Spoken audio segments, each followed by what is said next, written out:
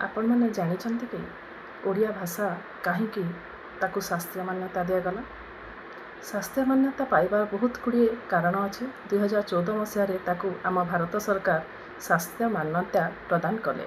କାରଣ ଏହାର ପ୍ରାଚୀନତା, ଏହାର ଭାଷା ପରମ୍ପରା ଏବଂ ଏହାର ଯେଉଁ ସମୃଦ୍ଧ ସାହିତ୍ୟ ଘଡ଼ିପାରିଛି ତା ଦ୍ୱାରା ତାକୁ ଆମେ ଶାସ୍ତ୍ରୀୟ ମାନ୍ୟତା ମିଳିଛି। ଆମେ ପ୍ରାଚୀନତା ବିଷୟରେ ତାକୁ ଗ୍ରହଣ କରିବା, ପ୍ରାଚୀନତା ହେଉଛି ଏହା ବହୁ ବର୍ଷର ପୁରୁଣା, ଯେଉଁଟାକି ତାମ୍ରଫଳକରୁ ଆମେ ତାର ଶିଳାଲେଖ ଗୁଡ଼ିକରୁ ଆମେ ତାର ଉଦାହରଣ ପାଇପାରୁ।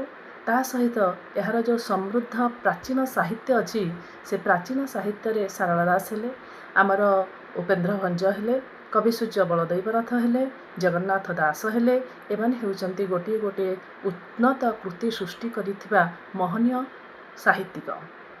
ତା ସହିତ ଆମେ ଏହାର ପ୍ରାଚୀନତା, ଏହାର ଶବ୍ଦଭଣ୍ଡାର, ଏହାର ଭାଷା, ଏହାର ବ୍ୟାକରଣ ଦୃଷ୍ଟିରୁ ସେ ସମ୍ପୂର୍ଣ୍ଣ ଭାବରେ ଗୋଟେ ଅନନ୍ୟ ମହନୀୟତା ସୃଷ୍ଟି କରିପାରିଛି।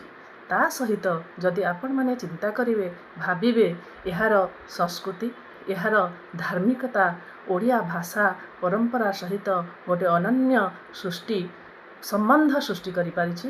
ତେଣୁ ଓଡ଼ିଆ ଭାଷାର ମହନୀୟତା ବାସ୍ତବରେ ଅନନ୍ୟ।